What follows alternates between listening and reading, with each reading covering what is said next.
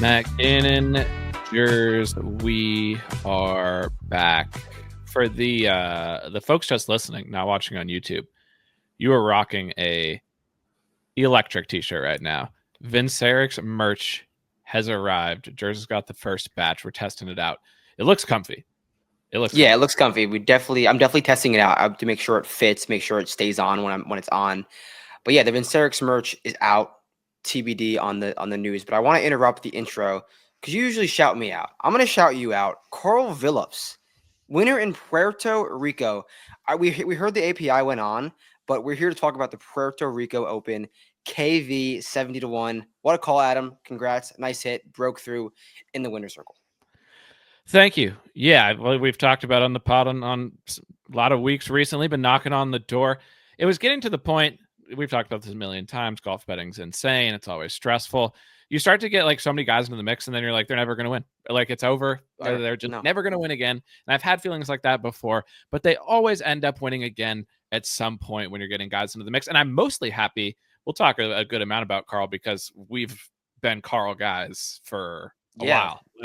I thought I'm more happy that Karl won and he's one of our guys, and we've put him on the dog rankings before the season even started. He's number 38 in the dog rankings. Like, we're treating him as a world-class talent.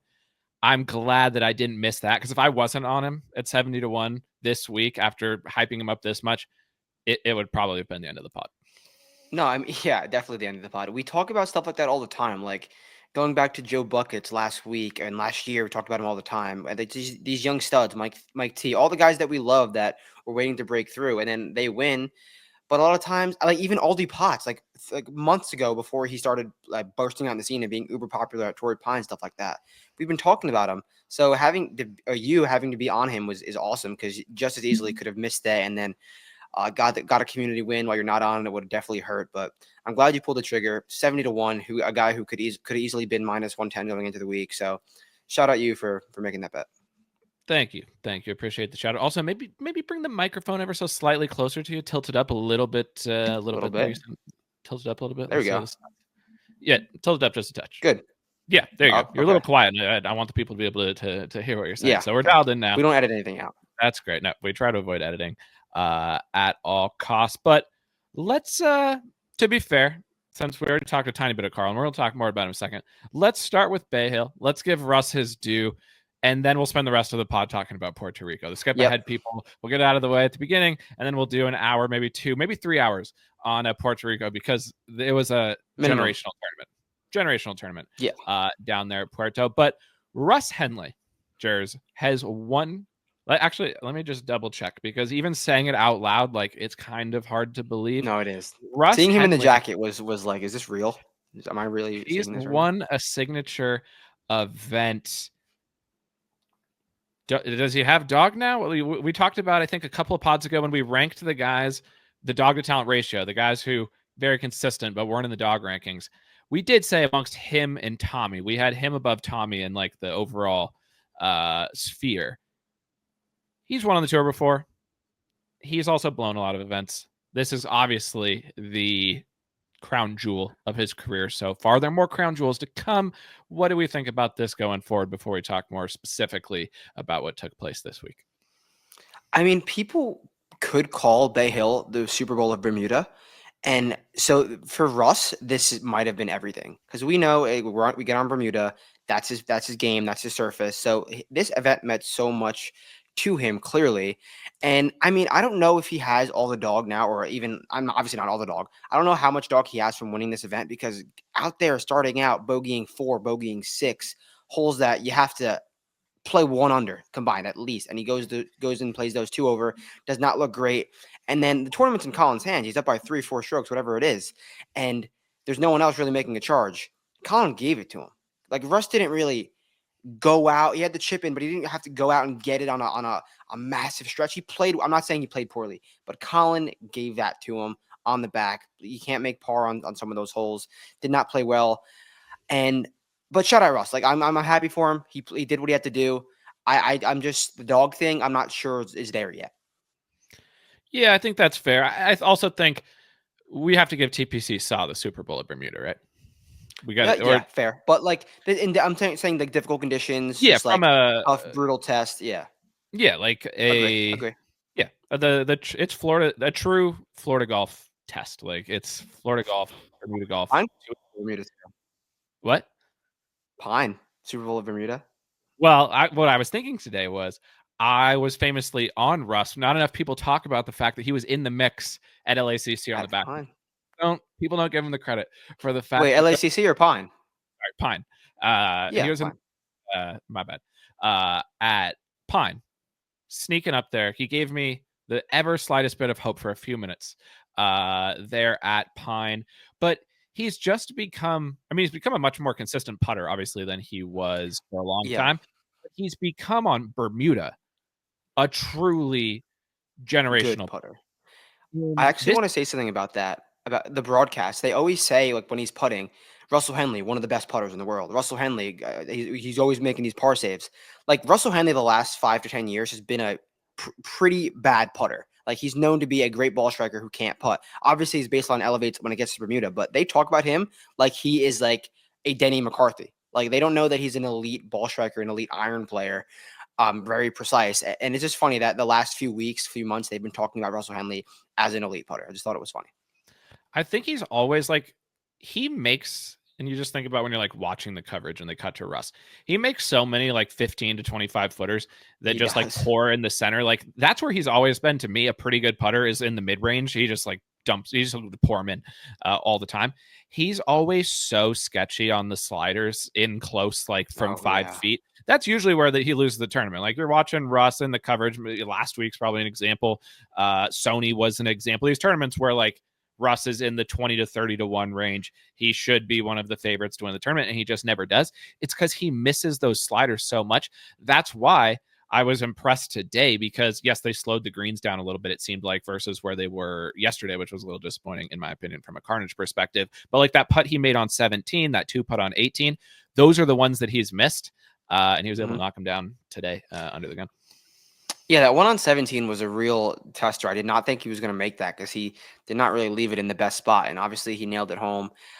Good. I'm really happy for us because he's just a grinder. Always, he's not afraid to mix in a big event. Doesn't mix all the time in big events, but when he does, he never ever comes through. So I'm happy that Russ finally knocked the door down. As a Russ guy, as a Russ supporter, as a Russ, I bet Russ a ton. I'm happy that he got it done. I will say, hand up, one of the worst cards I've put out across the weeks, but as a full-time week in, week out, golf better, outright better, you're going to have these lulls. And yeah, it wasn't the best work on my end in multiple facets and avenues, but I'll admit it, and I'll Vic when we have good weeks. So was not the best week, but we will bounce back hopefully at the Players, at the rest of the tournaments going forward. But we did have 2 winners this week, so talk about the site real quick because we did 2 winners, not just what's his name, not just Karl Willis. Yeah, LPGA. We had breakthrough on the LPGA, breakthrough from me. So, and we'll talk about a little bit more about the site momentarily, but also, it's like when if you've been crushing boots, maybe slight off week, but now I'm coming down there. You need the second set of eyes to get the calibration back dialed back in. So I'm so excited now to get down to Saw for boots because Karl won. Because it would have been devastating if Karl had blown the tournament because Karl was playing generational golf pretty much the whole week, and he was on fire on the front nine. It looked like it was his, and then he started to fall apart. Well, he didn't start to fall apart. Things just started to like go against him as things happened to do in a final round. But him getting over the line, giving me that first win of the year, and now going down to boots, I'm extra excited. If there would have been devastation out there with Karl, I like being out at boots. It would have hurt. It would have been tough to enjoy in the same way. So now I'm extra excited. Yeah, and we're gonna be out there like early Tuesday. Hopefully, we get to see him quick because not many of the patrons out there are gonna know. Like Karl Willis, PGA Tour winner, give him some love. We'll give him some love as soon as we get out there. So I'm definitely excited for that. And also, we did guarantee that a winner would come from the Phillips, Nearguard, and Blades Brown group. That was a podcast guarantee, and it happened. It happened. Yeah, so that was great. I'm excited to get down there with you for boots this week, Tuesday, Wednesday, down there at TPC Sawgrass. Going to be hopefully generational. I really think it could be a generational week down there at TPC. We've said a million times. We'll talk, obviously, Sawgrass here on the pod. Did you hear what Ludvig said about Saw? I think I heard bits and pieces of one of his favorite courses he's ever played. Yeah, and he lives up there now. Top 5 global golf course according to Luden, and that's been our take. Like, I freaking love TPC Saw. So that's all going on this week. I'll be down there. That'll be up on the site. Obviously, we'll have our normal Tuesday pod. As Jers mentioned, into the winners column from Extended Risk, he told us he was going to hit a winner in the Asian swing. This was the final event of the Asian swing. Back against the wall. He delivers. And now there's no LPGA for 2 weeks, which is pretty disappointing, I'm going to be honest, because to go from a winner to now we have to sit and wait on the LPGA for a couple weeks, a little disappointed about that. Yeah, we were getting hot too because we had Alim Kim, 36-hole leader. We were cooking, and then obviously she didn't come through. And then this week, Ryo Takeda, 21-year-old superstar from Japan, pedaled down, did not even stop. I think she won by what did she win by 5 or 6? Just absolute beast over at the Blue Bay. So shout out Risk for that. Great winner to get something out of this week. Salvage the week for me. The Risk actually texted me. He I think he was right. Because I obviously tail risks on his LPGA plays. I'm nowhere in position to be making my own LPGA plays at this point. I gotta trust him.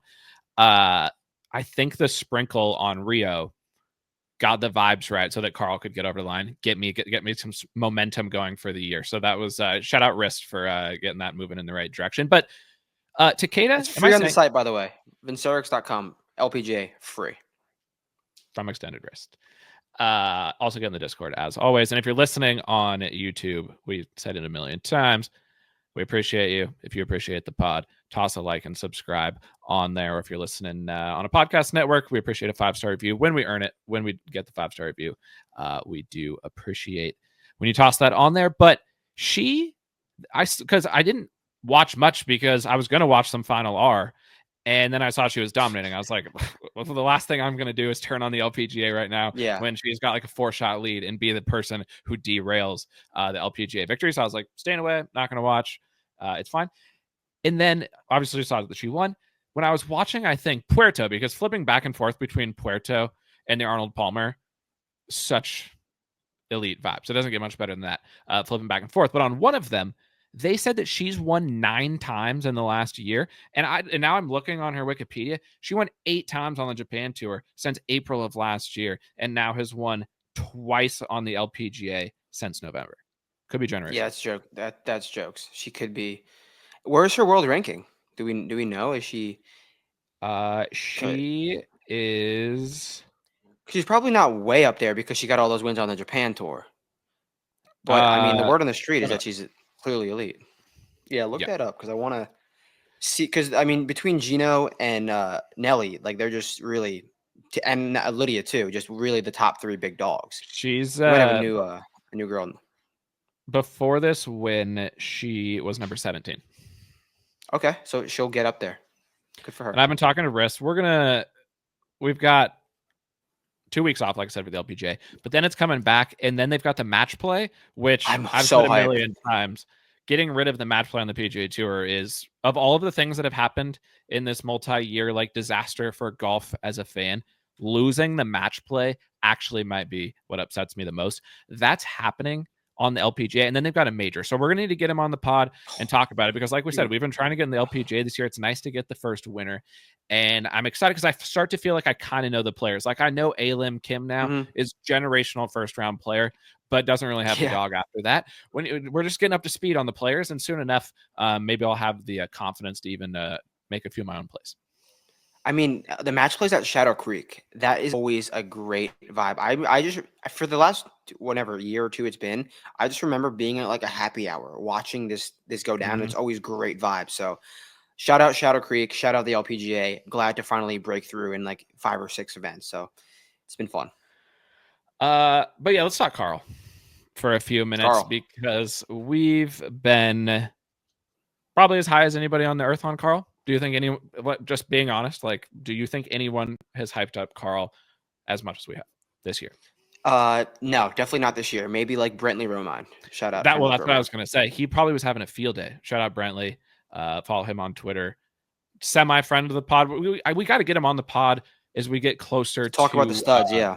the NCAA tournament, or like when they do the Oh, for NCAA sure. championships. He would. Because watching that is some of the best golf there. Also, I was thinking because they had the Stanford golf coach on when Karl was playing, because it was a Stanford golf rankings dream scenario. They were showing all the Stanford golfers on the screen. It was Stanford through and through. And they host a tournament in a couple weeks at Stanford. That's one of the best like young gun tournaments. And then there's a tournament at Pasatiempo, which is one of the biggest college tournaments. I'm thinking I go get boots at those events, or at least one of them. Yeah, that'd be great vibes for the future. And because you never know, you're going to find some guys that we're going to end up seeing at these majors made cut parlay. I'm in. Early eyes. But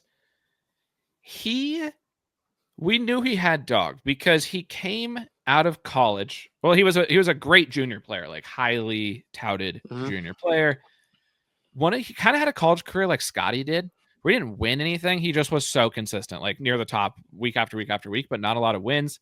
But then he comes out after winning the Pac-12 championship and wins on the Corn Ferry in his 1, 2, 3, 4th start. Wins Rookie of the Year on the Corn Ferry almost instantly. And now he's come out on the PGA Tour, made his first 2 cuts, and then wins down in Puerto Rico in rather dominating fashion. Rasmus Nørgaard Peterson had to string together like 6 birdies in a row, or else Karl would have been like miles ahead of the field. His interview afterwards, first question, he goes, he basically was like, I'm having a hard time processing this because I'm already focused on what I have to do to succeed at the Players. This guy might have generational dog. I mean, shout out to you because you put him in the dog rankings before he heated up on the PGA Tour one time, and he mixes one time and immediately wins. So, I mean, great call on your part. Generational stuff from Karl. I just can't believe how dominant it was, and like his quotes afterwards really confirm where we have him in the rankings as what he could do. And I mean, seeing him in person, I texted you as soon as I saw him at the COG, watching Karl drive like from 3 feet away. It took my breath away. It's just speed for days. Absolute. Like, it's just unreal. His swing is beautiful. It's raw-esque. It's raw-esque. Yeah. And that's why, like, watching him in the final round, because I assume a lot of people didn't watch Puerto, but I think we have to give Karl his due. Because we've hyped up Karl a lot and we have a moment to big clap Karl, but also because I legitimately think he's going to be a serious player on the PGA Tour, potentially even this season. Like, the dude is legit. He came out guns blazing. He had the 1-shot lead, first time in the lead on the PGA Tour, like within just getting out onto the PGA Tour. Comes up 5 under on the front 9 with an eagle on the par 5, like zero problems. But then, as it always seems to happen, there was no coverage either. So I was falling on my phone. It's impossible to track. Super fucking stressful, by the way, to track Puerto Rico when there's no shot link. And then coverage comes on. He makes a couple silly mistakes.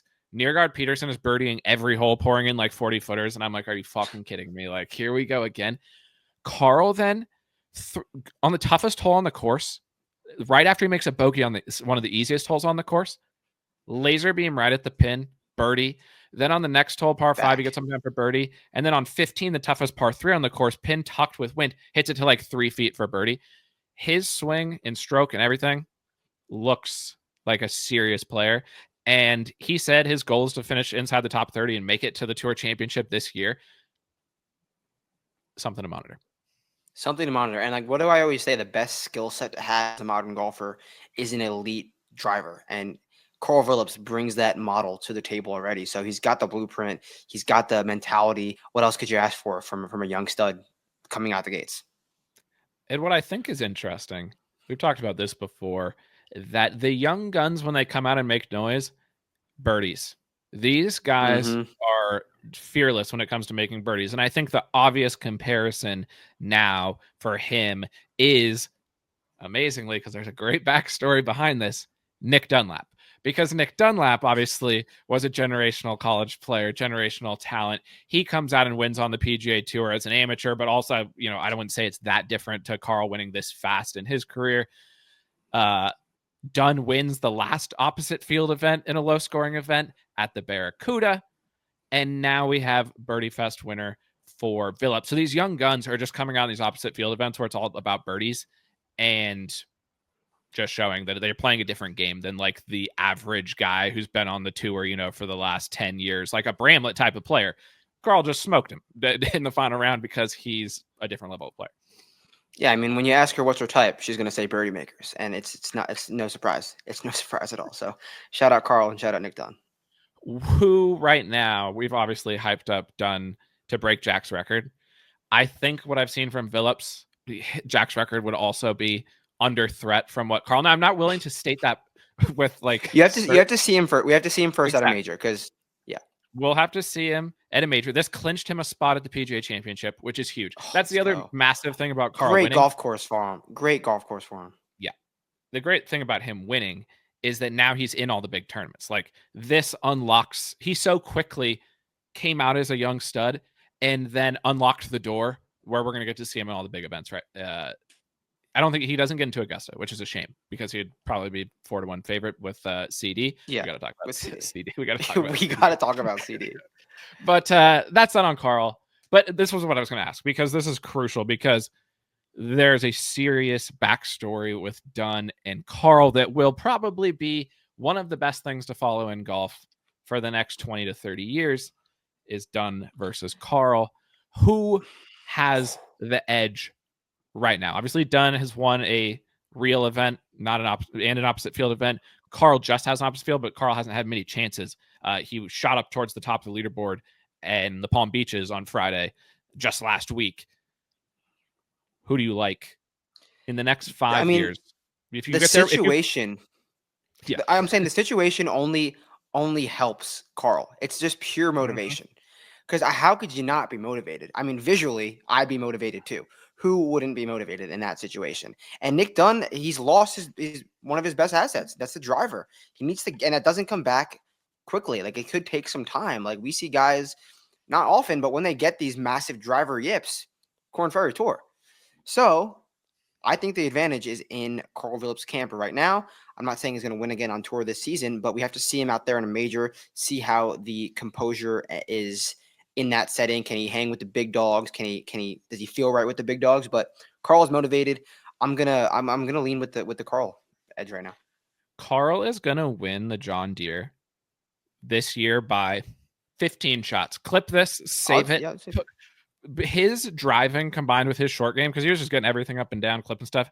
He is tailor-made to win the JDC this year. So mark that down. I've got Karl winning the JDC. And I think I don't know. I got to see him in person. I'll give my take on the Karl versus Dunn situation once I see it Tuesday night. On Tuesday night. But you have to say, the motivation he must have got of Nick Dunn being on TGL and parading his girls through the parking lot, going into TGL, and then Karl wins the very next time he tees it up. He might just, you combine, he already probably had a lot of dog, but now you combine that with this situation, the motivation that he has, serious stuff. I can't wait to see what happens. Yeah, I'm excited. Could be a massive week up in Ponte Vedra. Okay. Back to Bay Hill. What is wrong with Collin? Because I think everything that we talk about with Russ, going back to the dog situation, it's like, yes, I'm giving a dog boost to Russ for what he did today, without a doubt, 100%. But also, we can't forget we say this a million times, when you assess dog after the fact, you have to assess who else they were going up against in that moment, because the whole point of the dog rankings is if tied on the back nine, who would you take? Collin has been falling in the dog rankings. Collin has been losing every time that he plays. I thought he had it. He did have it. All he had to do, he was playing perfect golf. He was playing perfect golf, Jers. It was all right in front of him. All he had to do was beat Russ Henley and Corey Connors, and he wins a signature event. The weight is off his shoulders. Everything is great again. But now they're probably as bad as they could ever be. Right? How could honestly, like, this is serious. This is serious concern, because going into the week, I mean, this was a perfect storm for Collin Morikawa this week. He's got the massive lead on the back nine. There's no wind in the forecast. It's perfect conditions. He's minting fairways. He's talking about how hasn't hit his irons this good since 2021 in the media. He's striping it. Like, looking at his stats, he gained 5 strokes on approach. Great week, but he lost over a stroke on Sunday. So he was having a generational week Thursday through Saturday, and he's speaking that he feels great. The conditions are perfect. Scottie and Rory are nowhere to be found. He has to beat Russell Henley and Corey Connors and Michael Kim, and he does. And Michael Kim. What do we like? I'm usually one to like defend guys. I don't know what to say. I don't know what to say about Collin. It's tough. Really, real concern. He is a 2-time major champion. Low-key he was. I don't know if he is anymore. I was wondering if he needs to give at least one of them back for what took place today. Like he definitely has to give back the Open. I would say. Like, that. Yeah, give it to Louis. Give it to Jordan. Give it to Jordan. That's fair. Jordan can have it. Louis doesn't deserve it. But yeah, he loses a first round. He gained 0.4 on approach. Second round, he gained 1.8. Third round, 3.5. Fourth round, minus 1.5. I've said this before. My problem with Collin is every time he plays good, and he just literally, you just quoted what he said this week. It's always like, yeah, I found something in my swing this week and I'm striping it harder than like anyone's ever striped before. And I've just figured out golf. Like I didn't know how to play. I knew golf. I forgot golf. And now I've literally conquered it and I'm never going to forget it again. He says that every time he plays good. It's always some quote about how like, oh, I'm swinging like I haven't since like my sophomore year at Cal when I was playing in the blah, blah, blah classic. You're like, okay, man. But why I need there to be more consistency. I need him to just, especially on the approach play. It's when he was at his peak, it was just week after week after week, he would mint the irons. And now it's always like he's got to find something to hit the irons. And you see what happens under pressure when you're not as dialed as you used to be. Yeah. And like I had a decent inkling about Collin going into the week. I really wanted to get eyes on him. I really wanted to see him. And I looking at the forecast, I thought it was going to be a little bit too windy because he's never played well in the wind. Like this was the literal perfect storm for Collin to get a massive win, and obviously it did not pan out. So, I mean, he's heading to a golf course that makes sense for him. We saw him last year at this event really in a bad place mentally. Interested to see how Collin feels this week because he's going to be grinding. His game's probably in a much better spot than it was last year. But like, what's going on between the ears? I'm not sure. I'm really not sure. What I was thinking about was the last time that we saw Collin after a bad beat. This one today, much worse than the one I'm about to reference. Wasn't even a bad beat. It was just he got beat by Scottie at Memorial right before the U.S. Open. We were together. Because we saw him the next day out at Pine. And what I was thinking was, I think we're going to see, because what you wrote up about Collin, I think your write-up this week about Collin for the Boots Report was interesting because basically you were saying that he was striping his irons, which he's striped his irons here before. He striped his irons the first few rounds. His driver, because it was windy on the Tuesday and Wednesday practice rounds, his driver didn't look good. It looked spinny in the wind. And because of that, you didn't like him in the wind. And because the forecast was showing wind, you were kind of out on him. But that he also was doing some of the most relaxed prep you've ever seen from Collin, because we talk about Collin a lot being strokes gained prep to the max. He's playing a million holes. He's dropping balls at every inch of the property. You said he was chill. I think we're about to see they're gonna have to take Collin's clubs away from him. Like someone in his camp is gonna need to like lock his clubs away. If he wants to win the Players this week, someone's gonna have to protect him basically from himself. Because I think we're gonna go down there and see Collin from sun up to sundown golfing repeatedly to be like, how did this happen and how do I fix it? I think he's gonna go to the extreme. Honestly, I feel bad for JJ more than anyone because he's gonna have a tough week of work ahead of him.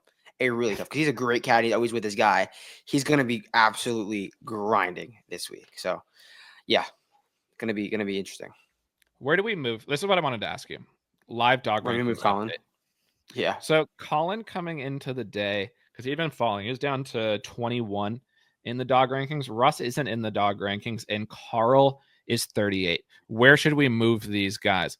I was thinking we move. If we want to put Russ in. Karl one ahead of Don. Just one ahead of Don. Yeah. Just for the vibes. Karl's going to. I'd put Karl with more dog than Sam Burns. Oh, and yeah. Tom. I'd put him behind Tom Kim. Tom Kim's proved himself a little bit more. No, Tom Kim has definitely more dog. Way more dog. All right. Karl's going to come in at 23. Collin needs to fall. Actually, we can't put Russ in because Joe Highsmith. No, Russ can't. Russ isn't in. It was just a win. And he didn't go out and get it either. And plus, Highsmith is 50, so we can't put him ahead of Joe because Joe No. showed more dog than him just last week. Also, watching Joe in featured group with Cantlay, So sick. they're not just so funny to see them out there. But where do we need to move Collin? Because I don't trust him to win, even today when he was ahead. He has less dog than Tom Kim. Oh, easily. I'll say that. I was like, even though it looked so clear that he was going to win, and it didn't make sense who could possibly beat him because it was also a bunch of losers. It was, yeah. I still never felt confident about it. Like, he just has lost his confidence. When he blew, it all happened when he blew the Hero World Challenge to Scottie. He had like a 6-shot lead. And when he blew the Century to Rom. That was tough. Tough. Yeah. I mean, I wasn't really like tracking too hard because I was watching Scottie featured group really hard. And whenever I'd see Collin, your Scottie situation is the dumbest. Your Scottie situation is one of the dumbest things. You've texted me a lot of dumb things that you've done. This one might take the cake, but that's a separate story. But back to what you were saying. So yeah, whenever I did see Collin, he was like whiffing an iron, or like I saw him make on hole 1, hit that, he hold it out from the bunker, and then he missed the green on 2, missed the green on 3. Like, yeah, how does that happen when your swing is perfect and you have the perfect storm ahead of you? So yeah, I don't know. Who has more dog, Collin or Shane Lowry? Because Shane Lowry is 41. Collin. And Shane Lowry, what is wrong with this guy? Like, I really like Shane. Yeah, I like Shane a lot. I love him. He's so awesome. But how did he win at Port Rush? Was it just the vibes of Ireland were so behind him that like nothing else mattered, and it carried him to like a dominating victory? Because he's so instantly ejected on Saturday. He was gone within the blink of an eye. That was tough. Yeah, honestly, like I'll Vic my Shane Boots take. That was a good one. He just ran out of gas. I'm gonna run with that. So yeah, Shane very, very, very low dog, and just he does this more often than not because he's so good at golf. For the game he has, he doesn't hit it the furthest, but he hits those low chasers, those low fades, and that's just so consistent. And then when he gets going with those loopy irons, streaky putter, it's tough. It's tough because he was gone quick on Saturday. Who's got more dog between Collin and Lud? Lud. Okay. Well, I'm going to put him at 26, right behind Lud, which puts him just ahead of Dustin Johnson. But we're going to need to reassess Dustin Johnson's position. I gave him the benefit of the doubt coming into the season, but he was starting to go down because no, he's got to go down because he was near the round 1 lead in Adelaide, and then once he got to the lead, he like chipped it across the green like twice, and now he was almost DFL at LIV HK. So tough scene in the DJ camp, but DJ, it does not. He needs to be out of the long rankings because he's not going to win golf tournaments anymore. He's collecting he wants to go on his boats, he wants to look at his wife, and he wants to fish. That's it. DJ is done with golf. Who has more dog between Collin and Jordan? That's a good one. I think Collin has. I mean, Jordan has so much dog. He's just not good at golf, like really good at golf yet. But he really wants it. He really wants it. This is completely random, but I was looking at Spieth's data golf profile from back when he was good, like 2015 Spieth. He was so good at golf, and it made me think. I don't think this is the case. I think Scottie is generational, but it was the same thing. I was looking at JT this week. Like, these guys at those times were playing unreal golf. Yeah. And now they just legitimately can't do it, and they probably will never be able to do it again. And like, think about what that's like. They were at Jordan at that time was being talked about how people talk about Scottie now, and his game maybe even higher.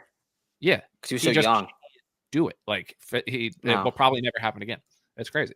Like what do you like think about if you're Jordan Spieth? Because like you're still physically in shape, like you're like could be a prime of your golf career, and you're thinking like, yeah, when I was 21. No one could touch me on the golf course. Like I won so easily every time. Now, like it's so hard. You and I can never understand that rationale or feeling, but I wonder how he goes through it. That's though, if we ever decide to be like big J journalists and we're out there like asking the tough questions of the players, I would love to know. Like, I feel like that's an interesting question to find out. Like, what is it like, Jordan? Like, how do you like? Because he obviously thinks about it. He obviously has a perspective Hmm. on like how he approaches the situation, and as a like fan of just the sport, it'd be interesting, to dig deeper on that. But I guess we touched on Hong Kong briefly. Oh, but so who did we decide? You said you think Jordan has more dog than Collin. Yeah, I do. I do. I agree. I agree with that. So yeah, I think we found the right spot for Collin. 26 in the dog rankings for Collin. Russ will stay out, and Karl is headed up into 23rd place in just 3 PGA Tour starts. We're talking about a serious player here. Jers, we touched on Live Hong Kong briefly. I know you had eyes on it because you had Philly Mick and Bryson in the mix there. Probably one of my worst live cards, maybe ever, probably ever. But I'm committed to betting Brooks over 20-1 every event this year. Like, I don't care about the result. I'm just sticking with that strategy. You had more eyes on it, so give me the lay of the land of what took place out in Hong Kong. Yeah, honestly, massive shout out to Tin Roof Delray Beach, because every single week there's a live tournament overseas. They always have it on, like every single time. So that's usually my spot down here. Like I'll go there on the weekends, and I know I could sweat the every single R of the live. So I was definitely up there watching, or down there watching some live Hong Kong. Phil Mickelson 500-1 was playing some legitimate golf, but Sergio was just played like Rio. Played like Rio Takeda, just was pedaled down. I think showed your shot like 63, 64 in the final round. Just didn't really give anyone any hope, and just played really vintage fairway green stuffing some shots, doing his thing. And now Sergio has 2 live wins in his last like 6 or 7 starts. But it was a live HK is fun because you get some fun names on the leaderboard. You get some quick ejects too because there's places to really miss. I'm down. I had some mix. It was a good week. I wish Sergio's didn't go so berserk, so it would have been a better finish. Sergio's been generationally striping now for a while, and His whole life, I would say. yeah, for a long while. But he wasn't there for a little bit, and now he really is again. You mentioned his 2 live wins. He won in Spain in July. Obviously, wins here. He was second in Chicago, 6th in Riyadh. He was also T12 at Pine right before that. Like, do Wow, you people think forget? People forget he was T12 there? Do you think he could mix at a major this year? He when he's on, he's playing as good as anybody. Like, it's pure stretch. Did you hear he said, "I hope Luke Donald's watching." Like, or I know Luke Donald's watching, so he really wants it. Yeah, he wants to play good golf and make the Ryder Cup team and win. I don't know, win whatever he thinks he could win. So yeah, I do think. It's more like do these players really care?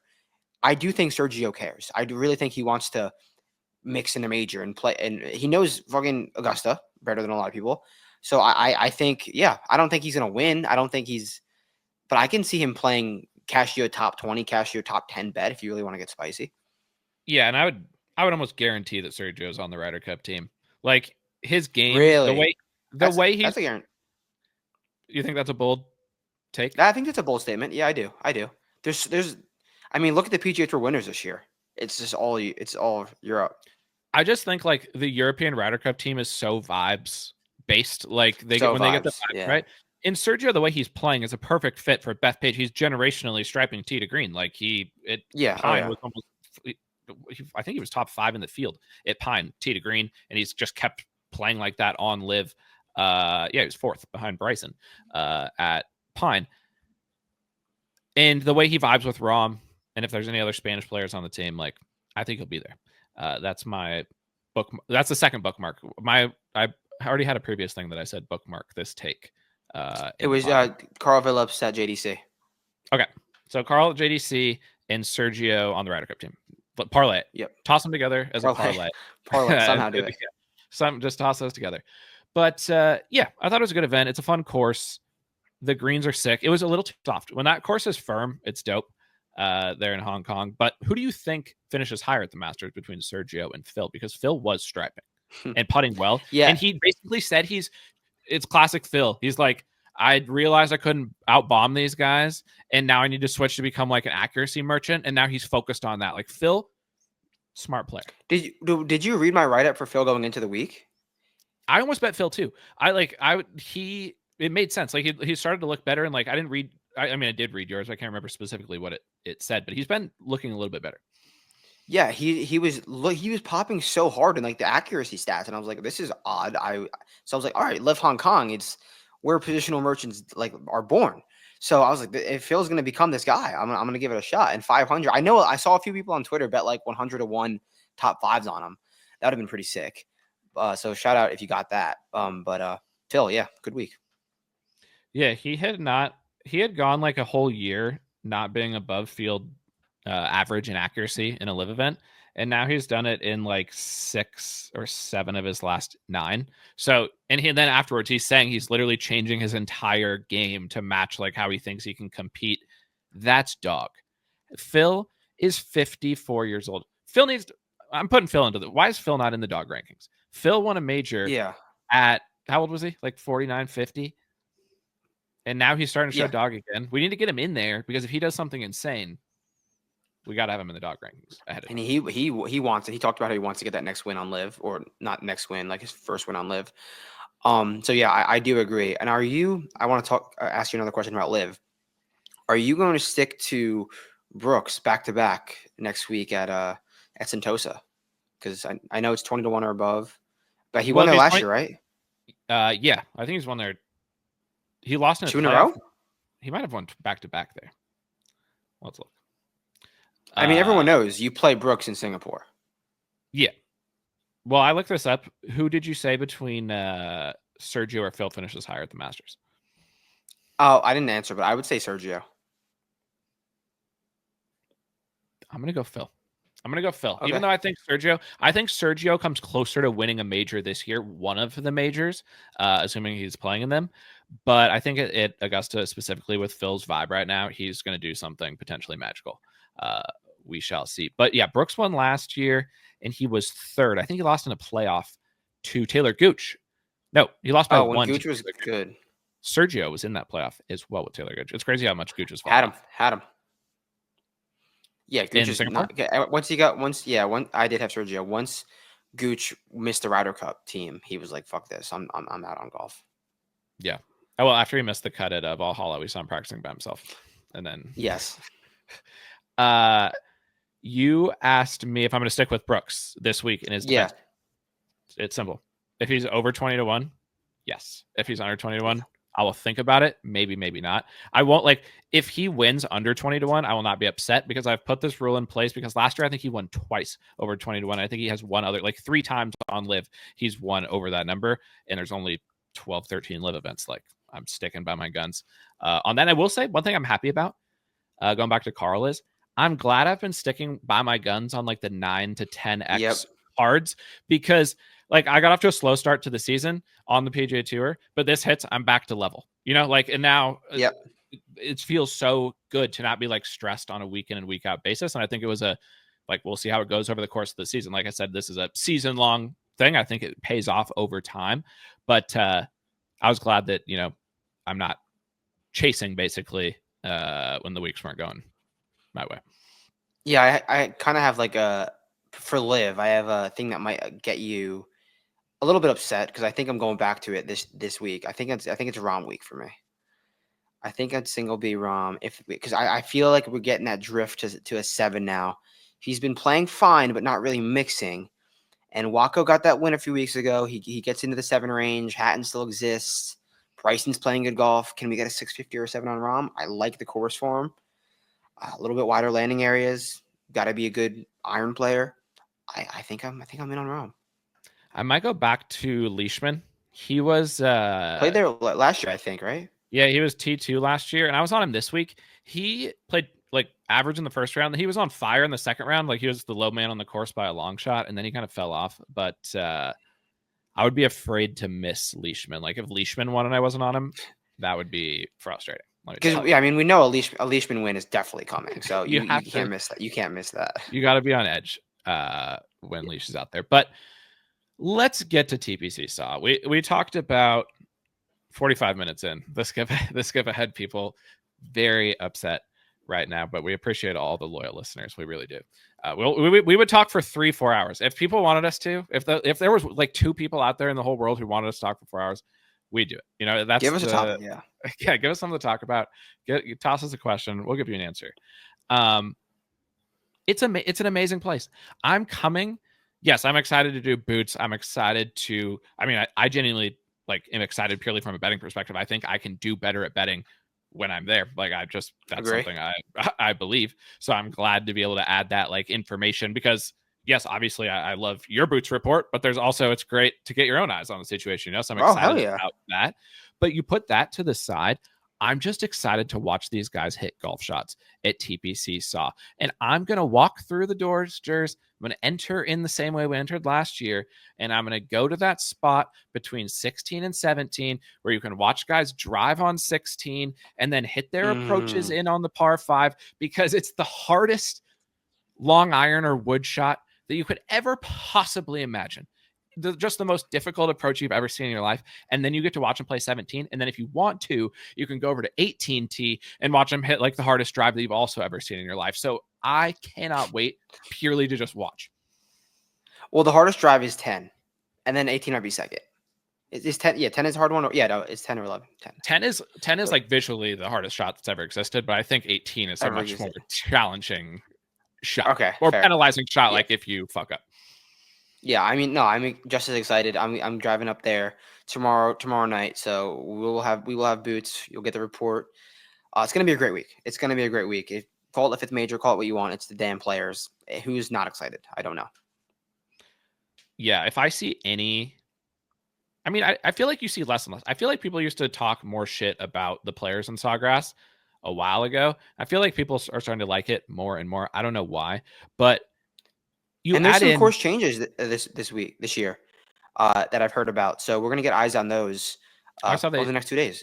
They moved the tee on 11, I think, is one of them. And they did something to 16 green. I believe a new green on 16. So we'll sort out the details and get back to you guys Tuesday afternoon.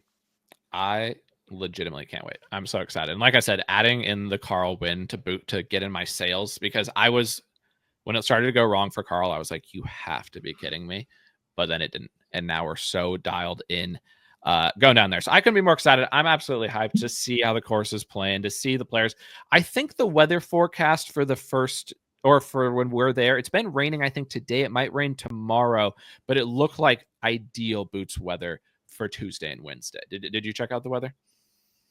No, I haven't yet, but I heard about the rain. I haven't been too deep in the weather. It's been beautiful by me, so. We're absolutely dialed on Tuesday and Wednesday, Jers. 76 10-mile-an-hour winds on Tuesday, 79 8-mile-an-hour winds on Wednesday. And then for tournament days, Thursday, sunny, no wind. Friday, sunny, no wind. Saturday, sunny and some wind, but we also thought there was going to be wind at Bay Hill, but the weather gods didn't come our way there. That I tweeted on Monday that there was forecast for the potential of wind come Sunday. And by like middle of the week, it was pretty clear that wasn't going to happen. And then Sunday it might rain, but purely from us getting a solid boots report in, Tuesday and Wednesday should be ideal. Yeah, minus 21. That's my prediction. What was the final score at dude? You nailed the over under score. That was a good call. That was good. 11 and a half. What I said, right? 11 and a half, right? Yeah. Yeah, it was 11. Well, because you said single digits on the Sunday pod, and then you adjusted to 11 and a half, and now you're saying 21 on the Sunday pod, and we'll report back on Tuesday. Yeah, we should do that every boots week. Yeah, I think that's a fun little thing to check out. But let me pull up the FanDuel odds here because there's a lot of guys that we didn't talk about at Bay Hill that we'll get to. If there's something we want to talk about them from Bay Hill to here, we'll get to them as we look down the odds board. One other thing I was just going to say, looking at the winner profiles for Saw, because there is strokes gained, and you got to factor that in as well, is you don't have to make a lot of putts to win here. Cam Smith having like a generational putting performance to win here is a true outlier.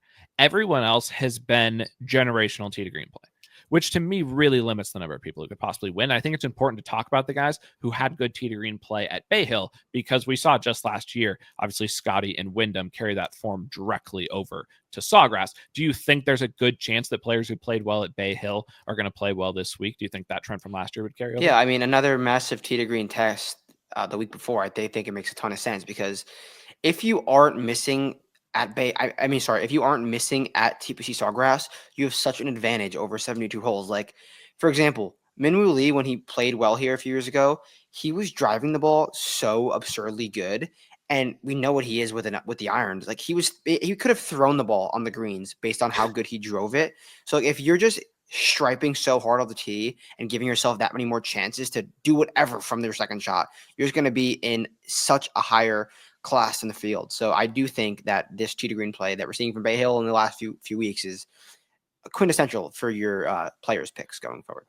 This is where we invented positional bomber. Yep, last year. I will say one thing that like we talked about the boots reports, and as you said, it wasn't your best boots report ever. I wouldn't say it was the worst either. Was Bay Hill ended up playing much more positional than I think we were leaning in. It got firmer than I thought in the fairways. Yeah. It really did. So that the run that was getting in the fairways, you're saying that was like versus what you were seeing earlier in the week to what the, I guess, last few days of the tournament, because those fairways were cooking by the end of the week. Yeah, I honestly did not think they would get as firm as they did, because there was a few times on Thursday and Friday where balls were just stopping, and that really wasn't happening over the late Friday and into the weekend. So I figured it would firm up. I figured the greens would firm up, but it got a lot harder, like visually and seriously firm than I thought it was. Because it really became a true, I mean, obviously it's like accuracy and iron players with Henley, Collin, and Connors, but the crazy thing is how much they gained around the greens. I don't think I've ever seen a tournament where the top 4 guys on the leaderboard are first, fourth, sixth, and 10th around the greens. Russ won the tournament around the greens. Obviously that chip in actually won him the tournament. That was insane. Also talk about how, like, when we talk about dog and winning tournaments and things like that, if that ball doesn't go directly in the center, Russ is probably making par. That was probably 2 shots, or maybe even like that would have been a tough up and down, like, because it could have went in that got a bad lie in the collar or something. That was cooking. So yeah, you're right. And honestly, I feel like that around the green play was just so unpredictable of a way to handicap this tournament. Yeah, I didn't even realize that how good these guys did at top of the leaderboard at ARG. So something to monitor for sure. What was one thing I will say? You had a good call on Corey Connors. You were high on Corey. He being that good around the greens is kind of what surprises me. And it was the most vintage. Like, Corey Connors was 85% scrambling. He led the field scrambling. Corey Connors. That's hilarious. That is hilarious. So his caddy must have done a really good job testing putters earlier in the week, because he did put a new putter in his bag this week, and it worked. He was 13th in the field in putting. And on these fast Bermuda, like fast greens, that's what Corey Connors, I think, needs, because he just gets it starting on line. It just rolls nice and slow. But he did stripe it. He really did hit the ball well. He gained like 4.5 strokes ball striking. So good for Corey. Watching Connors on like a firm golf course when he's got the shades on and he's just generationally strapping it down the middle and then hitting the green. I would say with Connors, the lighter color the greens are, like the more baked they look, the more I trust him with the putter. Honestly, like I think. Yeah, I agree with that. He drips them in kind of nice on the faster greens in a way that in like a lower scoring event, and that's why ultimately like you need Connors when the scoring's around what it was this week. Yeah, no, I definitely agree, and he's I think he's second ballot all tempo. It's just fun to watch Corey Connors when he's playing good golf. That's what I keep saying. I'm just excited to watch these guys, because you've been the pure, like, not shock or joy, but some like combination of those things you get when you haven't seen the guys stripe in a while, and then you're watching it at a place like Sawgrass. You've been seeing them obviously at some good golf courses this year, so you're kind of used to it because you've been seeing it week in, week out. I'm just excited to watch a guy like Corey Connors mint tee shots around TPC Saw, because watching guys who are positional bombers at Sawgrass, because we see on these tees, you're like, you've got either probably like a pond or water on one side of the hole and sand, and then on the other side, like the most thick, annoying rough that you could possibly imagine, and you just have to find a way to stripe it down the middle. I'm excited to watch a guy like Corey do that. Top of the board, obviously, is Scottie. He didn't win last week. Jers, you on the Tuesday Boots Report, you declared that he wasn't winning. Then you said on Wednesday that you thought he looked a little bit better, and that he did look the best to you of all the guys in the practice rounds, but you said he wasn't going to win. You also then proceeded to place a large wager on Scottie Scheffler top 10. That also didn't hit, but that didn't hit because he couldn't putt at all this week. Jers, this was the old Scottie Scheffler on the greens. He lost over 5 strokes putting this week, finishing T11. He did positionally bomb off the tee as well. He gained 7.2 off the tee. What do you think about his performance at Bay Hill? And do you think if he replicates that driving, because we had talked about his driving being a little bit off early in the year, and then also said when Scottie fucks, it's because he drives it like an absolute champion. That's how he drove it this week. Do you think he can get the putter heated up just enough to win at one of his favorite spots? It's tough. I mean, what he did with the putter this week was, I was on the floor. It was incredible stuff. And I never watched the feature groups like tracking 72 holes, but Scottie didn't, like, he wasn't putting everything to 5 feet. He was hitting good iron shots, playing fine, giving himself so many chances and just missing everything by his lag putts weren't great. And then when he had the 15 footers, they were like rubbing the edge. And he had so many moments when he looked at the ground, looked at his caddy, he was like, he's baffled. When he's not playing good golf, the world is ending. He has no idea how the ball is not going in, like you say. And it happened again. He was absolutely baffled. He's going to come out with a vengeance this week. He striped it. He spoke confidently in his interview how happy he was with how he drove it because the driver had been poor. If he can keep that driving up, look out. Yeah. I thought before the week, I think I said last week that I thought he was going to win at Bay Hill. And then when you were kind of negative on him, I was like, yeah, I was indifferent at that point. I wasn't like going into the week. I was like so scared Scottie was going to win. When you said he was like, you basically were out on him. I was like, all right, that makes me more comfortable or confident basically that Scottie won't just walk over the field. My concern this week would be, I just listed off that you don't need to make a lot of putts here. You actually usually need to make more putts at Bay Hill than you do here. These greens aren't going to be like that. They'll be quick, but they're not going to be as glassy as those greens were. I'd be very surprised if they were. I just think the way, if he's going to skip himself up with so many wedges and mid irons, because if you're positional bombing here, then it just becomes a dart contest with your middle irons. And I think, I don't know, but I do think this isn't like the start of another bad Scottie putting stretch. I think it was just classy at Bay Hill, and they weren't falling. Yeah, no, I agree. I do think he didn't hit many bad putts. They just didn't fall. Just one of those bad Scottie putting weeks. Shame I was on the wrong side of it, but it happens. He'll be fine. You've gone to you went to the without Rory, without Scottie market again. It worked. Technically, it worked for you at Torrey, even though Lud won the tournament. So as we talked about last time, you were thinking about at that time whether you would go to the Scottie Rory market without again. You did that this week.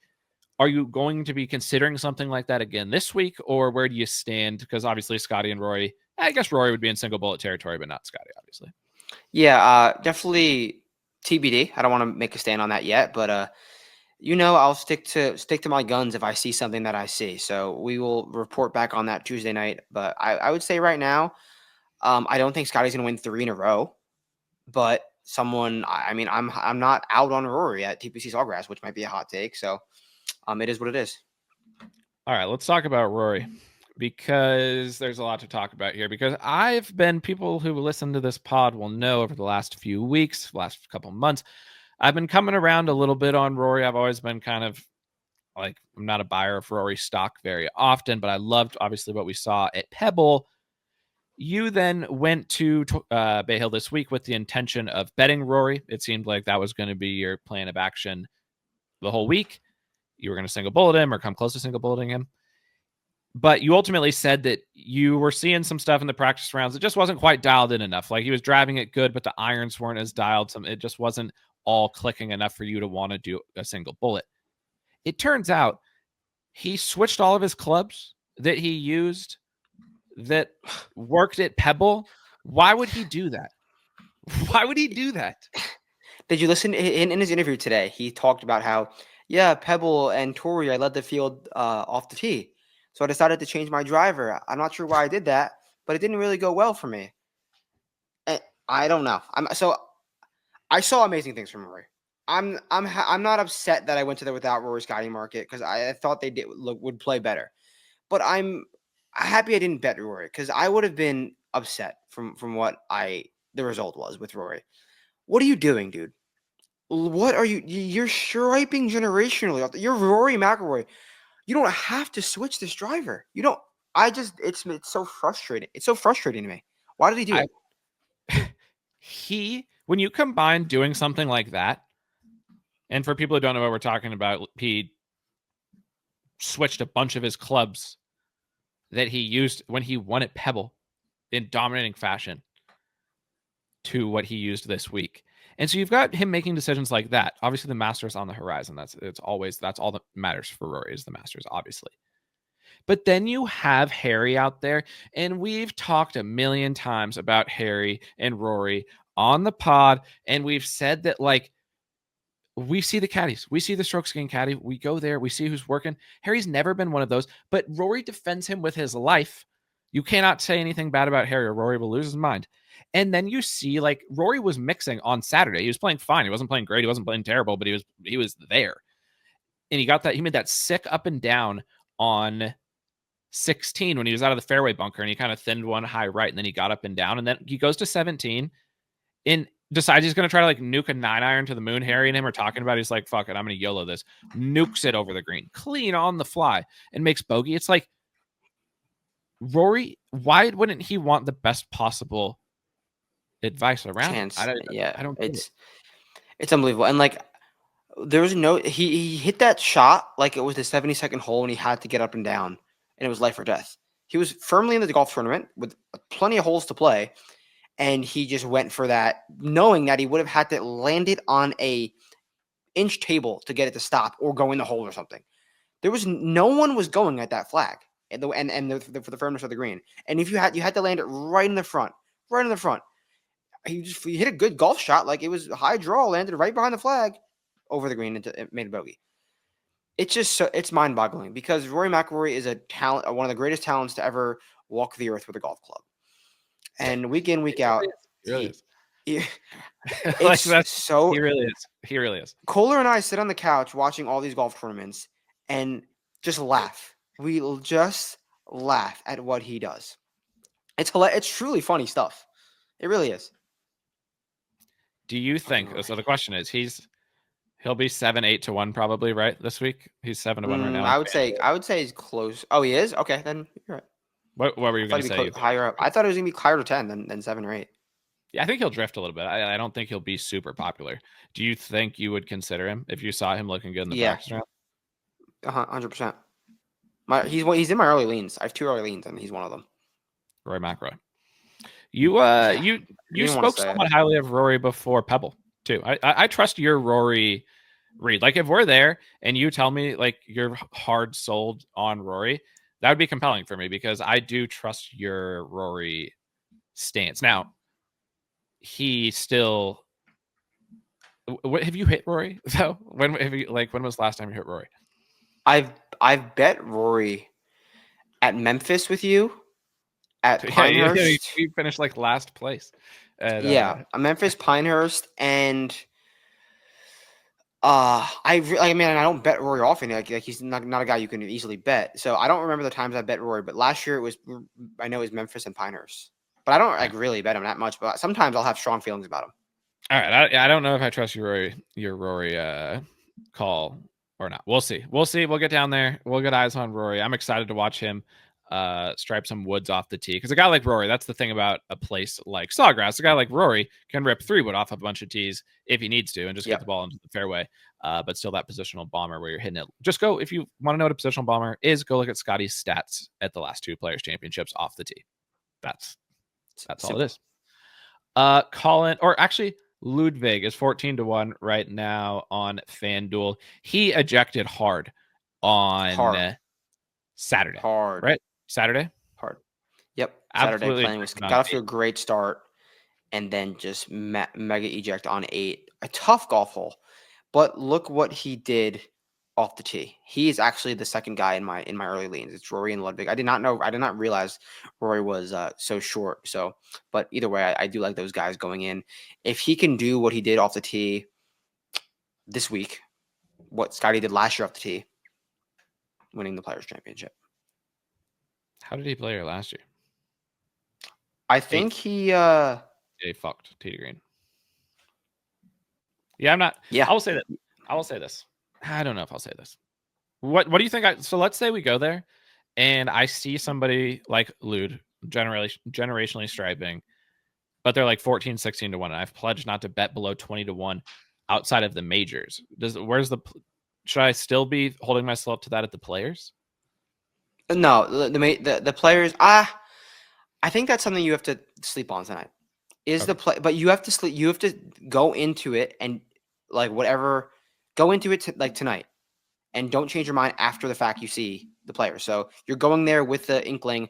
I'm not betting anyone here like at these odds. But yeah. It's very possible, we've said this before, that when you go to boots, it makes you actually want to bet more guys down the board because So it just because I remember last year our Players cards were deep. They were deep. EVR won, but they just couldn't close it out. EVR start. I bet Cam Young at the Players last year. EVR start when we were following him, and he was like 400 through 5, and he hit the greatest pitch out from the trees. I think it was 14, but it was his fifth hole, or maybe 15. I think it was 14. Yeah, sick, because 14 is that hole. Yeah. God, I'm so excited. Okay, so you would consider betting Lud. I think I will probably go in with an open mind to allowing myself to bet somebody below 20 to 1. But just because I'm doing that doesn't mean that I'm going to. And it's very unlikely that I will, but I'll at least consider it if I saw something I liked. Collin, do you think after everything we just said about him that he will shake off what happened and come back this week and win the tournament? No, and I think he's going to be popular. He's always popular at Sawgrass. On paper, it makes so much sense for him. But also, he's had like some of his best results on like bigger golf courses over the last 2 years. So I think I'm out on Collin, like in all facets, even though it does make sense. Yeah, I'm probably with you there. Okay, JT. Cheers. Striping to a different degree. We talked about it a lot last week. I never bet JT. Mm-hmm. But I said State of the Union? I said I'm going to do it. I didn't single bullet him. I just still grabbed a few guys down the board. But it was exactly why I don't bet JT, because he comes out in the first 4 holes and goes 4 over and misses like 3 putts from like 4 feet right out of the gates. It's like, bro, what are you doing? And then he plays generationally for the rest of the round. Just unbelievable golf. Then he plays pretty solidly on Friday, gets off to a white hot start on Saturday. He's second place. He's like hitting it better than anyone in the field. It's like all JT has to do now. He had 3 double bogeys in the first 2 rounds. It's like, dude, you got it. Just like stop doing dumb stuff and just play your game, and the tournament is yours. The second that he got to that point, he goes to 6. Driving it in the water on 6 should result in you getting kicked out of the tournament. You shouldn't be allowed to play the rest of the tournament if you drive it in the water on 6. Why would you? Don't take on that much risk. There's no benefit. He rinses it.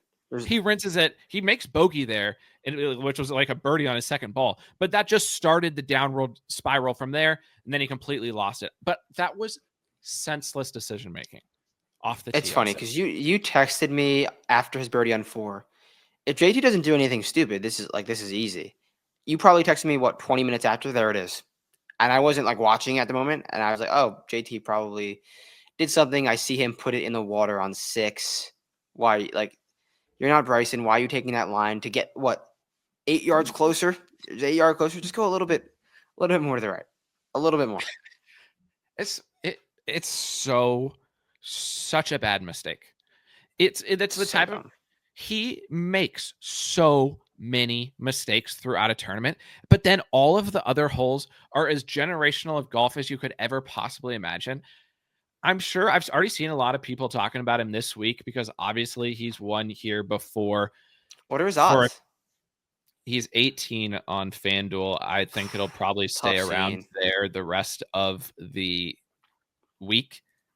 He obviously won here. He hasn't been great the last since besides that win over the back to like 2019 since they moved the tournament to this time of year. He does usually stripe here, but maybe you tell me your feelings first, because obviously I'm biased after what I just witnessed this week, because it was truly horrifying to witness.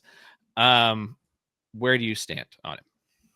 He's gonna try to hit too many fancy shots and go in the water. That's my thing. Always with him.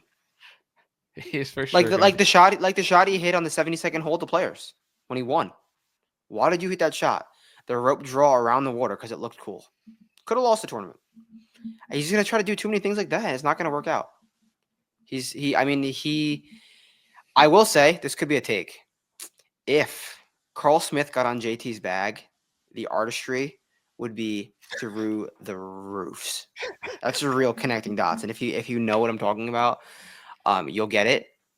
So it would be, but they would write about it in the same way that they would write about history of art, like the Renaissance and things like that. That period of time that Carl Smith and JT worked together would be, they'd be studying it in history books. Sistine Chapel. It would be like the entire canvas painted. It would be insane stuff.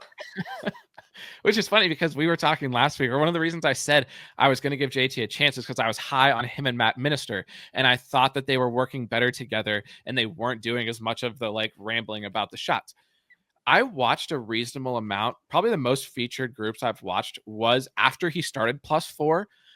I was like, you know what? I just had a gut feeling that JT was going to finish the round strong, because he always does that in the first round. He ejects and then just absolutely lights out after that.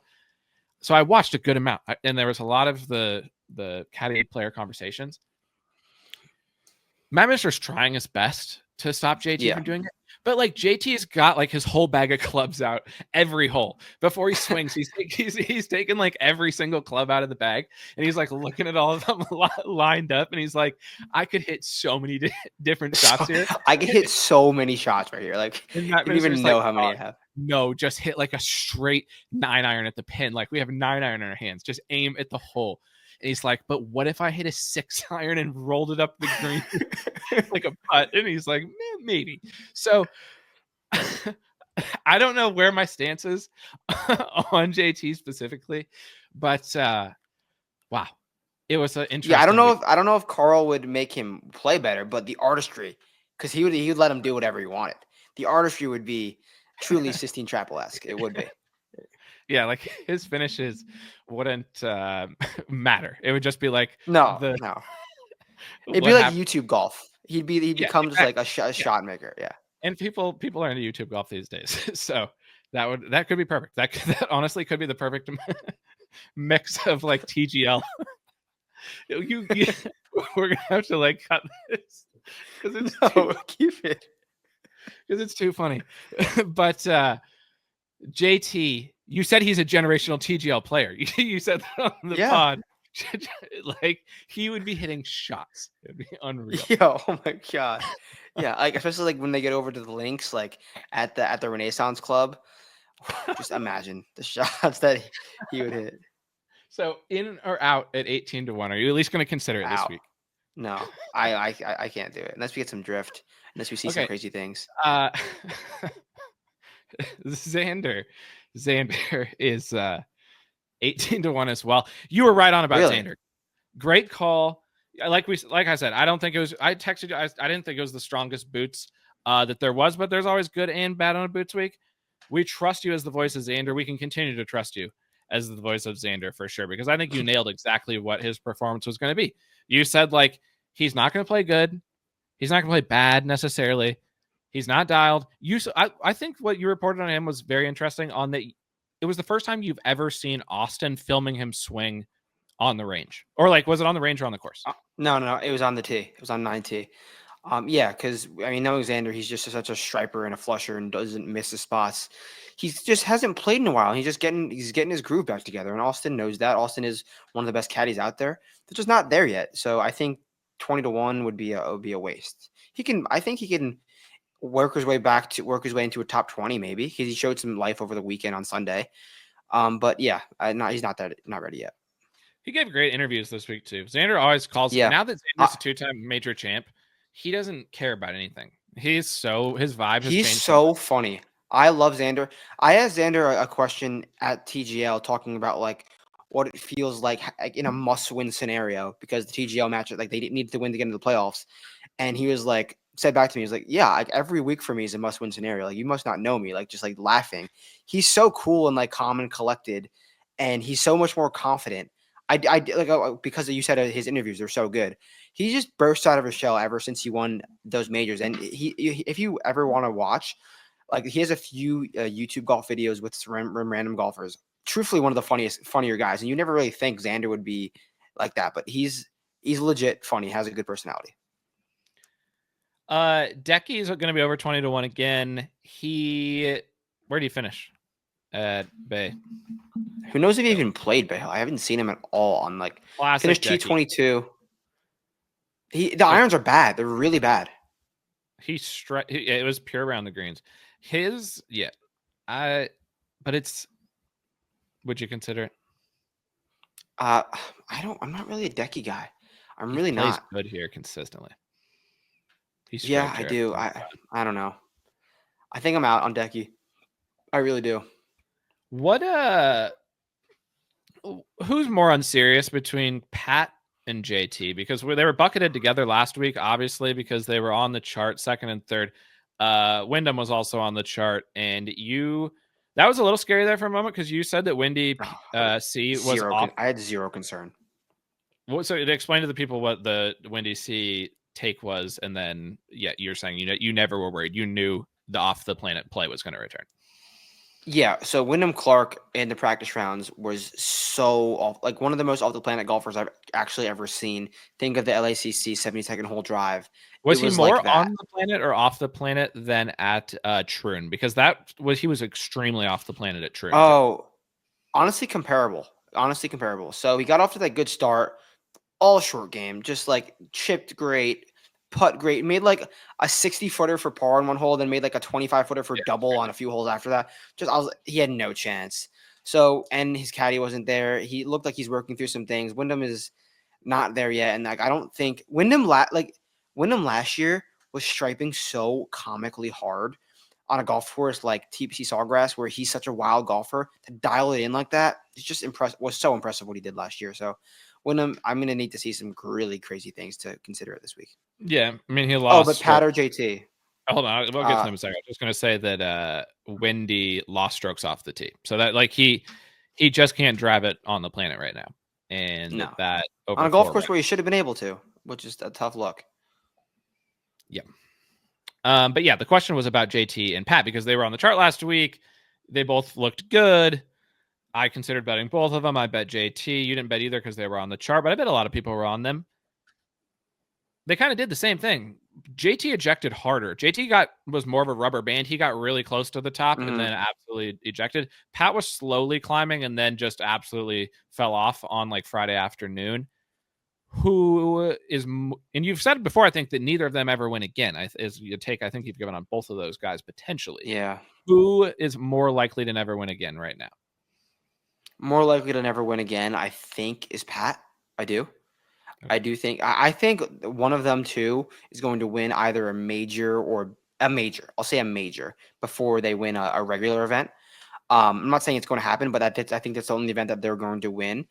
Pat didn't play like bad golf. He hit the ball fine. It's just a tad unserious. I'd say. So I mean, I think I'd probably be good on Pat. Russ, can he go back to back? I know you don't stand for that. I'm sure he can't go back to back. I wouldn't even consider. I mean, his course history is so bad. It's not good around Saw, but it makes so much sense. It really does make so much sense. So I don't know. I'm not sure. I think he'll play well. I assume that these odds are going to change. This is FanDuel on Sunday night. But Tommy and Shane are both at 29. Which of the Ryder Cuppers there, not random Euros, obviously, but like, would you ever consider either of them at 29-1? Shane. I think Shane's a Florida man. So I think I could get behind it. I'm 29. Oh, 29 though, probably not. But I think Shane, if he drifts towards the 3.5, the 40, maybe. I think I did my once a year Tommy bet. I did it once. I did it once last year. Like what he got off to a great start too. I was like, damn, this is gonna be so easy. Tommy's gonna mix so hard and just be on the outside looking in on Sunday and then backdoor the without Scottie market. And it was just, and then he finished T11 with ease. Shot like 4 or 5 under. It's just. Oh yeah, as soon as the coverage started on Saturday, they were like, "And here's Tommy coming to 17. He's got one of the low rounds of the day." It's every single time. But who of the guys that you bet are you most mad at? Most mad at? Like who disappointed you the most versus what you thought was going to happen? So Tommy, I should have probably known better, and like it was just vintage Tommy, so he didn't. Let me just look at the bets real quick. Who did? I would say Minwoo actually disappointed me the most because Minwoo got off to a really good start. It was 2 under through 4, and that was in the hardest of conditions, and then he missed the cut with ease. But he's got like he had the great short game. I thought it would work well, and cheers. Yeah, I know. Let me ask you a question. Flowchart. Was it a links course, Jers? No. Last week at Bay Hill? No. And what do? Look at the flowchart. It will never not change. One of the things I'm most confident in is the Minwoo flowchart. I really like he is my buddy. This is a true story. My buddy works for Lululemon. And I've been texting him for weeks like, you've got to find a way to get your money back on the Max and Minwoo sponsorship. Like hire Vince and we will come up with a recommendation of a player. Probably like whoever found Karl for Sunday Red, that's who Lululemon needs to advise them as well. But they need to get Jackson Coyvin. That was a good call on Jackson. Where'd he finish? They need to Lulu. I think he was like almost last of the guys who made the cut, but for like mid price or whatever he was, he played well, and he looks like a kid who would wear Lululemon. He's like skinny, sharp looking kid. Definitely has a lot of money. I think he's a Lulu guy.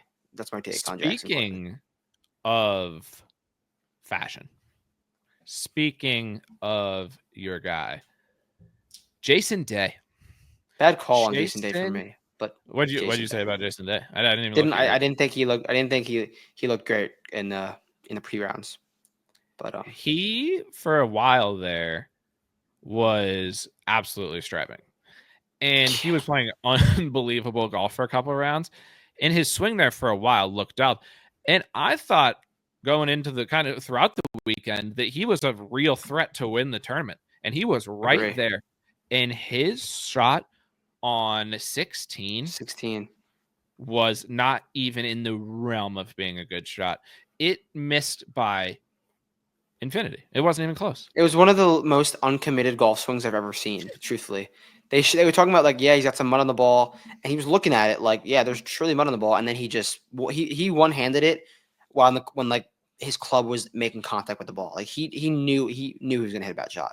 Just tough look from J-Day because he was swinging it good all week. He should have been more confident, but he put the ball. He made everything this week. Made everything. Who another guy that you were on who I actually was looking at his stats and they were electric. And I bet him here last year because in the practice rounds, I don't think I've ever seen somebody striping harder. And then I think he missed the cut. He did. He missed the cut. Willy Z, he missed. He made the cut. Oh no, he's talking about players. No, yeah, he missed the cut at players. You were on him this week, right? In the without market. Yeah. Generational stripes. Yeah, 5th in the field, tee to green. The guys ahead of him are Collin, Scottie, Russ, and Michael Kim. Obviously, all the guys in the mix, and then Scottie. He putted terribly and chipped terribly, but I just remember what I saw from last year here, and it was so amazing. And when I saw that, I was like, could he slide under the radar and be worth another shot this week? But he's your guy, so I was curious your early thoughts on Willy Z.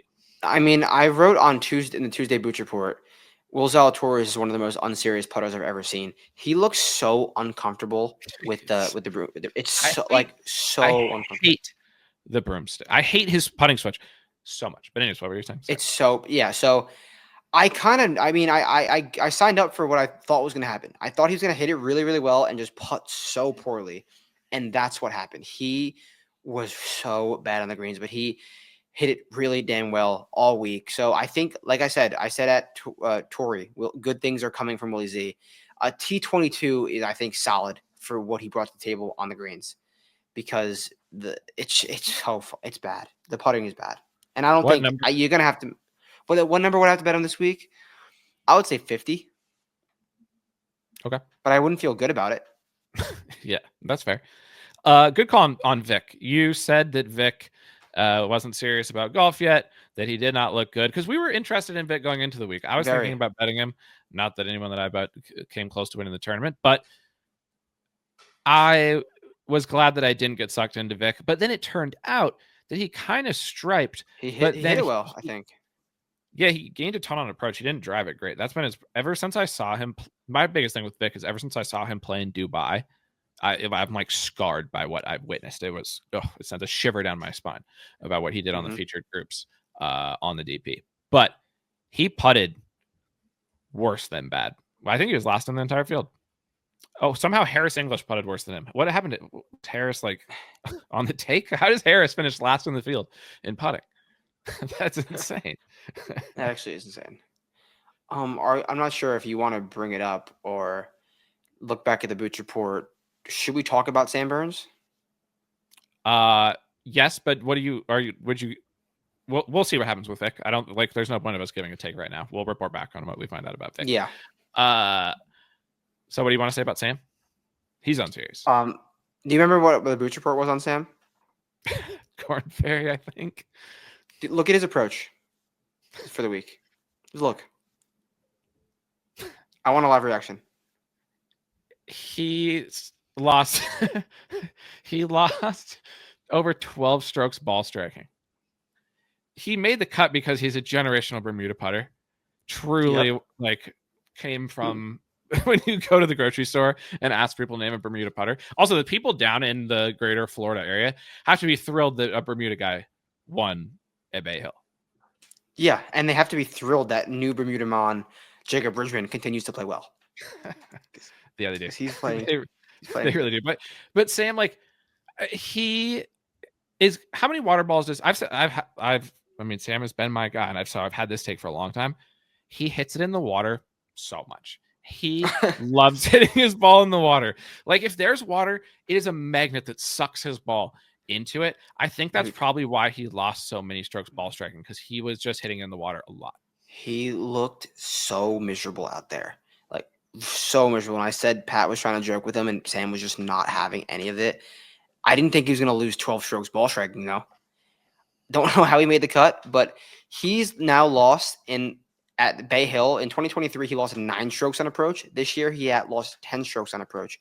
His 2 worst approach weeks by far of his entire career. And his third one was at the Memorial. 4th one was at the Cognizant Classic. Anytime it's a true ball striking test, Sam Burns is not your guy at all. That makes him unserious. Another guy in this odd range, he's 50-1 right now. And this would be a course that I would think about this guy being an ideal fit for, but he was violently unserious last week with the putter as well. Tom Kim putted. He's been putting bad. Tom Kim is not a good putter, in my opinion, but it was rough. Yeah, he lost 6 strokes putting. I had a good feeling about him going in, but he didn't hit it horribly, but the putting is not great at all. The fact that Brian Campbell beat some golfers this week is hilarious. That's potential retire if Brian Campbell beat you on this golf course. Potential. Somebody tweeted a picture of one of his drives. It was like the 1 yard fairway Hatton drive where he was trying to be right in the middle. So good. What do you think about Keegan? Because I came on the podcast last Sunday and I told you I had a premonition. Yeah. I told you that I had the winner of the tournament and it was going to depend on if I bet him or not, if he was going to win. I decided not to bet him. He then looked like for the first 27 holes, he looked like the greatest golfer that has ever played the game. He was generationally striping. He was playing awesome. Then, and I was like, you got to be fucking kidding me. Keegan is going to win. I didn't bet him. I had a premonition. I didn't trust my gut. Right at that moment, he large ejection as well. And then Sunday comes out and plays up there with Tringali's round at the Renaissance Club, at least for 9. That might have been the greatest 9 holes ever played. So Yeah. what was your thought about Keegan's week, and would you be interested in this week around the same number of like 50-1? I when you said Keegan, I wasn't so sure on that Sunday pod last week. And then when I was out there, I gave Keegan a really, really strong report, and I was close to betting him, but I couldn't get to the number because I've kind of been doing this thing where I write down a bunch of guys and I like give myself numbers. I'm like, all right, I'm in here, and Keegan wasn't at the number, so I wasn't mad that I didn't get there because I think the number was right, but I had a strong feeling that he would play well. I didn't think he was going to have a Tringale-esque start to that Sunday round. And also off topic, do you know who has the best round of the year in strokes gained? Rick tweeted it today. Brandon Thompson Robinson. I saw that worldwide. I saw that. Shout out. This pod could go for hours because we didn't even talk about what took place on the DP. Oh, dude, Callum. I thought I was having the one time ever where the miracle last round, like guy who comes from nowhere wins the tournament, because I went to bed. I had a few guys in the like slight mix, but no one really like mixing. I woke up around when they were on like the 12th hole and checked the DP app. I like woke up because it's also spring forward. Like I was dazed and confused.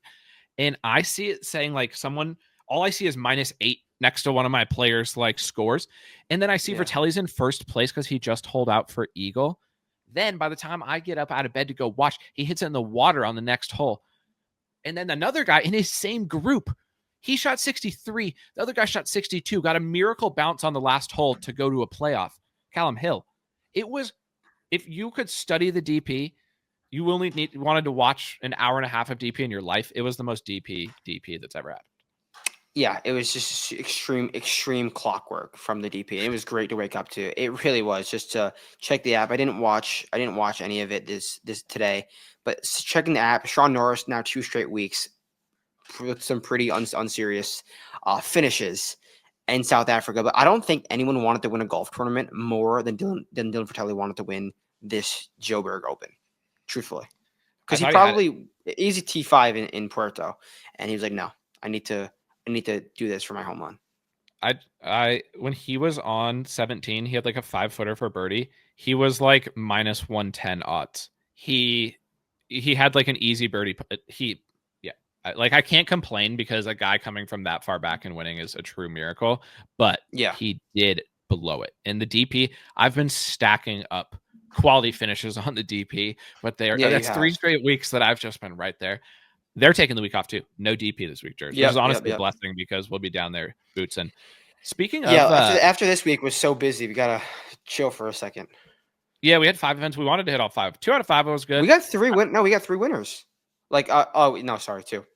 You got 1, 2. And we both got the LPGA. Sorry, but yeah, I was happy with that. I said I wanted to come on here and get 1, so we're moving in the right direction there as well. But speaking of the DP, speaking of European, speaking about a guy that I bet last week, a guy I've bet also at Waste, Bobby Mack. We've been texting about Bobby Mack a lot. We watched Bobby Mack together, obviously, in the mix in Phoenix, playing great. He played solidly this week for most of the tournament. I don't know where he finished up. Bobby Mack finished T11, but he was right there. He's hitting the ball so well. He is one of the steadiest golfers. Like when you track a Bobby Mack tournament, which now I've done at Waste and then here, pars, steady golf. Like he'll stuff it into like 4.5 feet and he'll miss, but then the next hole he'll be scrambling and make like a 16-footer for par. He's committed to par, and that's why he fucks in national opens, I think, because like the mindset of par serves you well at a national open. Even if it's a birdie fest national open, par national open. It's a vibe, you know? Yeah. I agree with you, and we've called him a difficult conditions guy for a while now, and that's what he is. So shout out to Mac. He continues to hit the ball so well. Can he make enough putts at TPC Saw? I know you don't have to make a ton of putts, but you're gonna have to make some birdies. So I don't know, but the way he's ball striking it, I think he'll give himself some chances.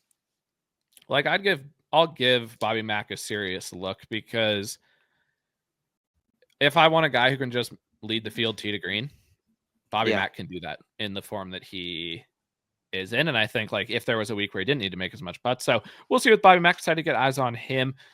More down the board. We've not really seen. When was the last long shot that won TPC Saw? Chad Ramey or Nate Lashley. Those two guys.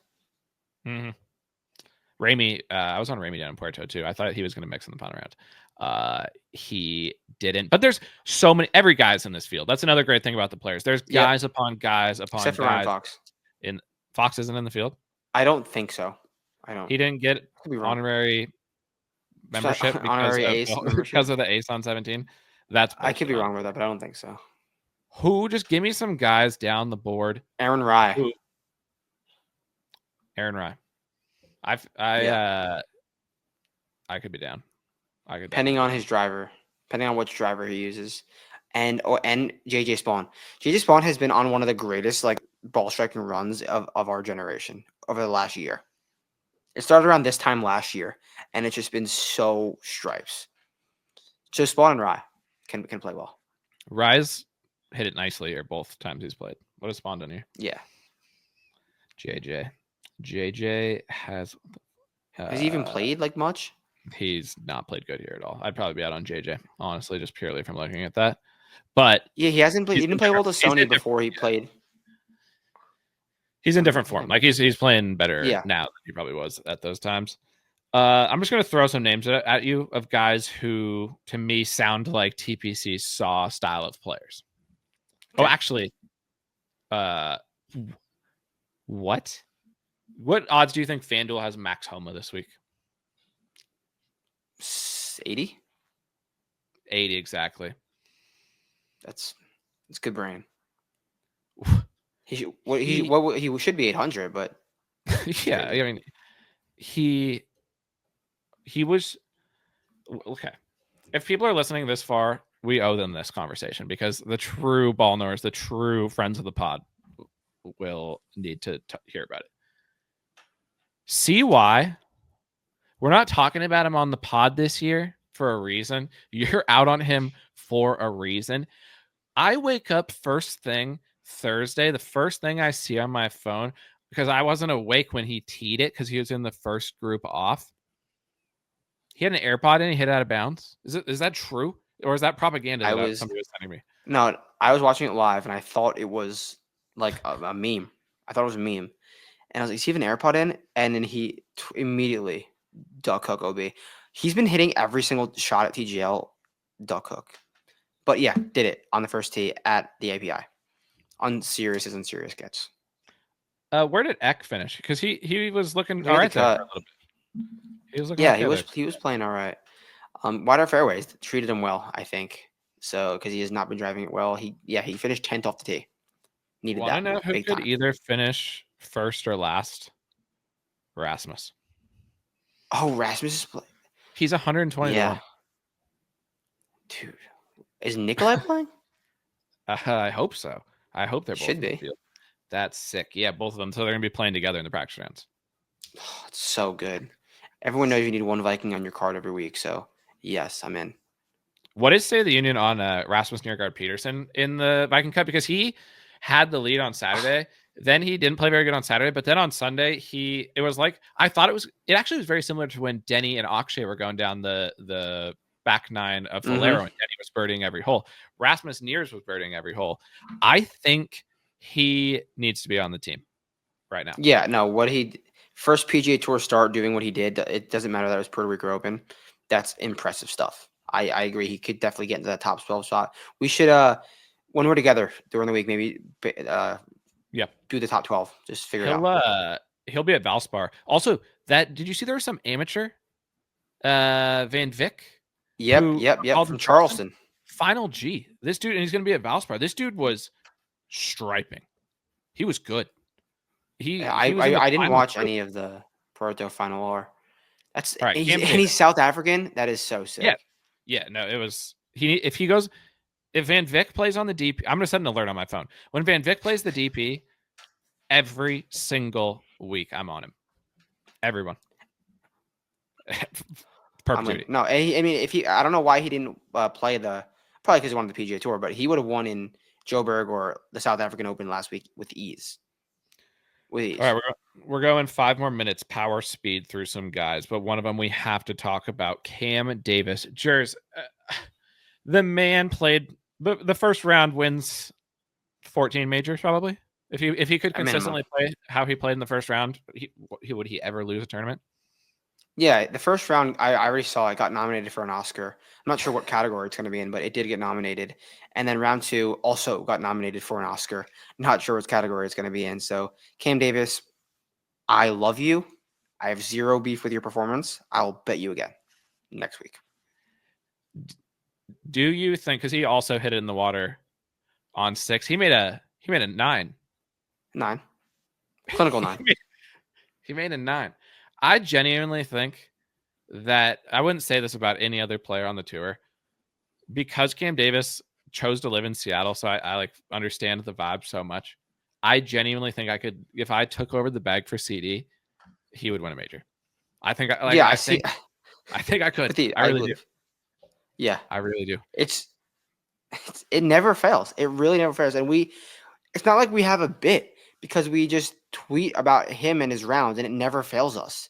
What he does every single week that's why he's nominated for Oscars. It's just so good every single time. I texted you Friday morning? Thursday. And I said, if CD can play the 6th and under 25 shots this week, he can win. The very next day, he makes a 9. Like, I was fine if we just wanted him to hit irons off the tee. Just work your way around. He cost himself so many strokes by blowing up that if he could just wipe those off, it would be comical. And every time he's playing good, every person on the broadcast, especially on ESPN Plus, they're like, generational striper. Generational Which striper. He is. BSB Novak. That was a good call. I think I was the highest on him last week. I saw the green and I said BSB Novak, green, API. Where did he finish? Because he was mixing. T34, he shot 78 on Thursday. On Sunday. It was not a great Sunday after that insane round on Saturday. He did not hit his irons well at all. But good week from Novs. He played all right. He really boned himself on Thursday. He was 1 under going into the 17th hole on Thursday and rinsed it to make a 5. And then he bogeyed 18 to go from 1 under to 3 over, or to 2 over. And really I thought if he had that first good round, he would have mixed a little bit harder. But no beef from Novs. I'm happy with the week. Fox is in the odds. So maybe he is? Okay, then I knew. You're probably right. You're probably right. But yeah, I'm excited to get down there. I'm excited to get eyes on the situation and get it up on the site and get it up on the pod on Tuesday night. I will see you bright and early on Tuesday morning. We've got LIV this week as well. So we got players. We've got LIV. No DP, no LPGA, no opposite field events. I'm kind of becoming an opposite field merchant because I hit Billy. You kind of are. Morales as well. Yeah. So, yeah. Anything else? No, should be a good week. Excited to get to Jacksonville, and you guys know the deal. Head to the site, head to the Discord, and any questions, let us know. Peace.